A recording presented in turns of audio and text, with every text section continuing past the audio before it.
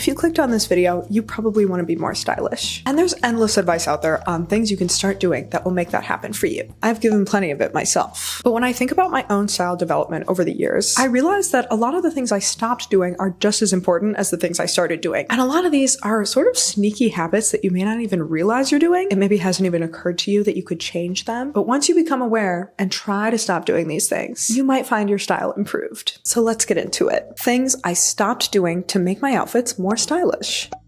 This first one is a habit I'm honestly still working on kicking, but I have found it improves my style when I stop constantly trying to come up with something new in my outfits. I think a lot of us feel this pressure to constantly be styling new and different outfits with new pieces, maybe avoiding a certain top because we feel like we've worn it too much, having a great outfit that you could wear to an event, but you feel like you can't because you just wore something similar last time. I have definitely fallen prey to that line of thinking before, and sometimes still do. The issue with this is that sometimes you end up rejecting some of the best outfits that would be perfect for your style, your mood, the situation at hand, just because you've worn something similar before. And then sometimes I end up wearing something I don't even like as much or find as stylish just because I feel like I need to wear something different. Meanwhile, letting go of that pressure to always wear something different and instead letting yourself re-wear similar outfits and pieces over and over again improves your style for a few reasons. One, it creates a distinct signature look, which is sort of the core and essence of personal style. And it creates that signature look effortlessly because instead of like going out of your way to try to style and curate your distinct personal style look, you just keep re-wearing what you like, and that becomes your distinct identifying style as a side effect. Another reason this improves your style is that repeating the same themes, pieces, and types of outfits also allows you to iterate on those looks and hone them to get better and better. Because realistically, every day you're getting dressed for slightly different circumstances, weather, mood, activities, etc. So you're probably going to end up naturally switching up your outfit slightly each time without even thinking about it or trying to. And doing this iterative process will develop your style more and also probably help you create and discover even better versions and iterations on those outfits as you make small adjustments and try different variations. To me, it's kind of like cooking. Maybe this won't work as a metaphor because I don't really cook. I only really know how to make a few things. But for the things I can make, I make them much better now than I did the first time I ever tried to make them because I've done the same process over and over and improved upon it. And if I were trying to become a better cook, of course I would try new recipes sometimes, but if I tried to do something completely different every single time, I would probably struggle and not really get that good at making anything. Whereas if I tried making the same dish repeatedly, I would probably improve upon it each time. And then, I could switch up the seasoning, I could make little adjustments to improve the recipe, and then maybe see if I can transfer those skills to a similar but different food. You can really tell by this description I don't cook, but I hope you're getting the idea. And again, of course, try new things sometimes. But just like I wouldn't force myself to do something completely new every single time I make food, I also don't think it's useful to force yourself to try to come up with this completely unique, distinct, never been done before in your wardrobe outfit every time you get dressed. We all need to stop trying to constantly do something new with our outfits and instead let ourselves repeat and iterate on the same ideas to make our style better. In a similar vein, I think it also improved my style when I stopped trying to own every option. The last point was more about the pressure to style all my outfits to be super different from each other, but this one is more about the belief that I could finally really perfect my style and make all the outfits of my dreams if I simply owned every possible variation on every clothing item. This might sound crazy, but genuinely, I used to think to myself, if only I had every type of piece accessible to me in every variation, every fabric, every color, every fit, neckline, design option, then I would finally be at peace with my style and my wardrobe, and I would never run out of styling ideas, and I could make all of the outfits of my dreams exactly as I imagine them. But obviously, this line of thinking is incredibly flawed because A, it is physically impossible to have every variation of every clothing item known to man. This is just a useless train of thought because, girl, it's not happening. We're gonna have to find another way. B, it also just puts you in a mindset of dissatisfaction with what you have, where you're not working creatively with what you have. You're always wanting something different or more, or imagining the ideal thing instead of imagining all the creative possibilities already in your wardrobe. And C, let's imagine I could literally magically manifest any item in any style or color or anything into my wardrobe at a moment's notice. I actually think that would do a disservice to my style because it's in direct conflict with the habit of curation. And like I just talked talked about iterating on the same ideas repeatedly. I have now come to believe that great style doesn't come from having endless options. It comes from good curation. Trying to carefully select the items that enter into your wardrobe actually creates a more distinct, defined style. And honestly, only letting certain items into your closet also creates a better starting point for all your outfits every time you get dressed, because you'll just be working from a better baseline, higher standard for what's available to you. Having every option would also include a bunch of bad options that wouldn't even work for you. So having a smaller selection of great options actually gives your outfits a leg up. Plus, not having quite so many options also limits decision fatigue, allowing you to make better decisions when getting dressed, and also prompting you to be more creative with those decisions. I mean, if you watch my channel, I clearly don't have a capsule wardrobe or anything, but something I've noticed is that once I go above a certain number of items in my wardrobe, it actually becomes more overwhelming and frustrating to deal with, which makes me want to buy even more stuff, because often when we feel frustrated and overwhelmed with our closets, we think the solution is to get new things in the closet, but sometimes it's actually all the stuff that's already in there that's stressing you out. And it's a very overwhelming and frustrating feedback loop. In reality, I find that what actually makes me feel more calm and at ease and more open to creativity and trying out different styling options is curating my wardrobe, decluttering the pieces that aren't working for me, trying not to buy too much stuff, and even just taking out of season clothing and putting it in storage. All of these things give me a slightly more limited range of pieces that really work for me, which always makes me feel better about getting dressed and prompts more creative and intentional styling that I'm usually happier with. So, TLDW, my style benefits when I stop trying to give myself as many options as possible and instead create a more limited curated selection to work with. The next thing I stopped doing to improve my style is I stopped trying to make everything in my outfit super coordinated. Of course, I still like my outfits to feel intentional and cohesive, but I feel like years ago, early on in my style development, I used to be really particular about like everything in an outfit having the same vibe, like all casual or all dressy or all super bright and playful and colorful or all very elevated and serious and neutral. But the thing about these sorts of outfits is that they are, by design, pretty one-dimensional, which can make them read as flat and even a little costumey, like they're trying to fit a theme. And hey, I love a theme. I love a themed party, a holiday, when a theme is called for. Very fun. But for day-to-day, letting go of the notion that everything in the outfit needs to be like the same tone and allowing myself to have more variation within my outfits has made my outfits so much more dimensional, nuanced, interesting, and just more me. Even if you do have like a very consistent, unified theme in your style, I'm sure you have some sort of variation somewhere in your closet. And even just letting one piece in the outfit be a little different than what you'd expect. It doesn't have to be like totally wrong, totally opposite vibe, but just a little less expected can really breathe some life into an outfit. I've also found that when I'm not trying so hard to match and coordinate, I can focus more on just choosing things I like and expressing myself and my style more, which also just creates cooler and more effortless feeling outfits. This also reminds me of a video I saw from Percia a while ago. I tried to find it and I couldn't, so I'm sorry, but would recommend great content. I will link the channel below. In this video, Percia talked about trying to like allow their outfits to just have one maybe odd or off or unexpected thing in them, rather than trying to choose everything as like the perfect piece to go with that outfit, because it makes outfits feel more interesting and more lived in. The example that they used was like wearing this colorful striped tote bag with a more subdued, androgynous, neutral outfit, because that bag just happened to be the one that like already had their stuff in it, and they were trying to embrace the mismatch of realities. Sometimes your stuff is in a bag from a different outfit and that's what you have to leave the house in, and that's actually kind of cooler and more interesting. I hope I'm capturing this right, but that was my takeaway. It kind of rewired my brain, honestly, and since seeing this video, I have also started just using the bag that already has my stuff in it more often instead of always switching it out to the perfect bag for every outfit. And I think that's a perfect example of letting things be less coordinated, less like a cohesive vision board aesthetic and more guided by reality in daily life, which I think actually feels cooler and more stylish in reality. Not to mention,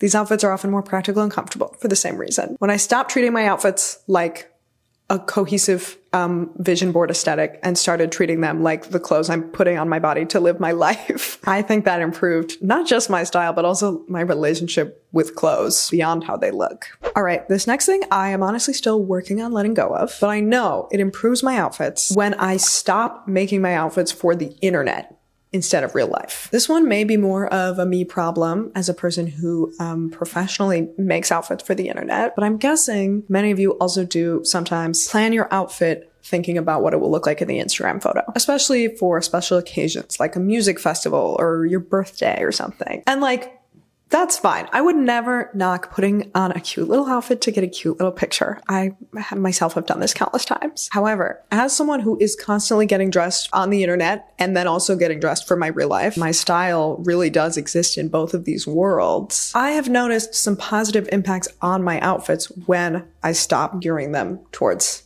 what they would look like online. Firstly, outfits for the internet are just inherently going to be more trend-driven, more flashy, more dramatic, and probably have more things going on. Bigger accessories, bolder patterns, so it all comes through on a tiny, tiny phone screen. But oftentimes, all those traits that make an outfit pop on a tiny, tiny phone screen come across a little jarring in real life, like the perfectly unified on-theme outfits. These very dramatic, trend-driven outfits can also look a little costumey. And I think even if they don't come across costumey in like the perfectly posed Instagram photo, in real life, out of that context, on a person who's just like living and breathing and slouching, the outfit can just look all the more out of place and feel almost a little deflated. And then on the other side, outfits that maybe feel a little off in a photo or not special enough for Instagram often actually look the coolest and most stylish in real life when you're just living, going about your day, moving through the world. I notice this in other people and in my own outfits. Dressing for moving three-dimensionally through the world rather than optimizing your outfit to look good in a still post photo, unsurprisingly, looks way cooler when you are out and about moving through the world. Because nothing really translates exactly the same in a tiny photo on a screen versus in real life, in full size, in person. And like, I guess I do want my outfits to look good on camera and in real life, especially if I'm in a situation where there's going to be photos taken. Like if you like how something looks in person, but you hate it in photos, so you decide not to wear it in an occasion where you're going to be taking photos, I think that's fine. I think that's reasonable. But I'm personally trying to live more in the physical world than I do on my phone. I realize how like meta this is to be talking about on a little screen on YouTube. And even in the outfits I put together in videos, I'm always trying to balance, is this good inspiration to share and would I wear this in real life? But honestly, I even trick myself sometimes. Sometimes I'm like, yeah, I would totally wear this. And then I never do. So basically, we're all trapped in computer. We're all trapped in phone. And hey, we got to try to detach in whatever ways we can. And I think when I stop dressing for the internet gaze, I'm able to make outfits I like more. All right, this next one's a little more concrete. I think my outfits became like 1,000% better when I stopped ignoring my shoes as part of my outfit. I used to just have like one default pair of shoes and I just wore them every day with everything. And they weren't even especially cute. You know, they were just like sneakers or like Chelsea boots or something. And I didn't wear them every day because I loved them with every outfit. I wore them every day because they were truly my default. I just wasn't thinking about them as a styling element or like part of my outfit at all, which means even at best, they weren't really adding much to the outfit. And at worst, they were like really actively detracting from it because they were the totally wrong shoes for the outfit, but they were my only option. I know we talked about everything not having to match earlier, but these were just like such a default shoe that it wasn't like, oh, an intentionally slightly unexpected shoe. It was like you just threw those on and hoped no one would look at the bottom of your outfit. Thoughtfully unexpected and thing you're wearing because you had no other option feel like they have different effects in your outfit. Now,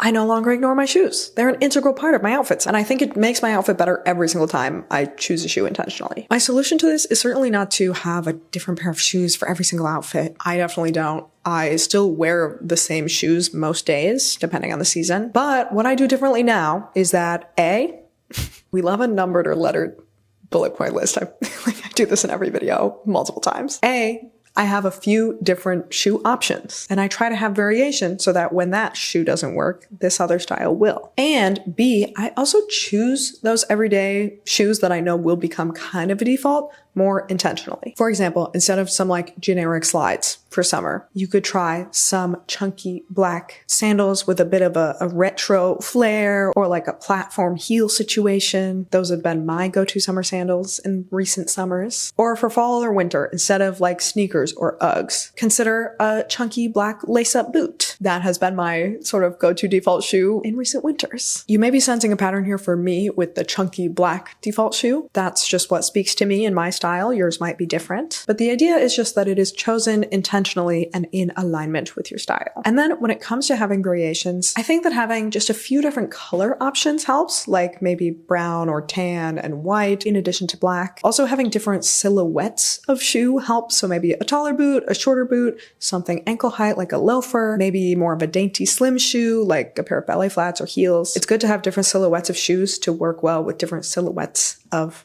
bottoms. And then of course, it's also great to have different formality levels in your shoes. Sneakers or flip-flops can feel super casual, boots or loafers can fall more in between, and heels or dress shoes can be more of an elevated option for dressier occasions. This isn't to say you should go out and get all of those, or even get like a bunch more shoes to add to your collection all at once. It's just to say, if you normally kind of ignore your shoes and or default to the same ones every day, in the next few days, I would like to challenge you to stop ignoring them as a part of your outfit and instead give them just a little more consideration. Try choosing them more intentionally. Maybe try styling an outfit with a different pair of shoes than you normally wear and see how it impacts the outfit. Okay, this last one is definitely also more of a work in progress. Because I still do it a lot. A lot of these are things I'm working on, okay? But I've noticed on the occasions when I stop doing them, it's beneficial to me. And it is taking forever to get ready and put together an outfit. Stop taking 45 minutes to get dressed. I'm talking to myself. It's not actually making your outfit better. I so often try to get ready for the day. And then, especially if it's like a fun outing or a special occasion, and I feel like I need like the perfect, super cute, unique, special outfit, I then spend 45 minutes trying different things on and just sort of increasingly spiraling.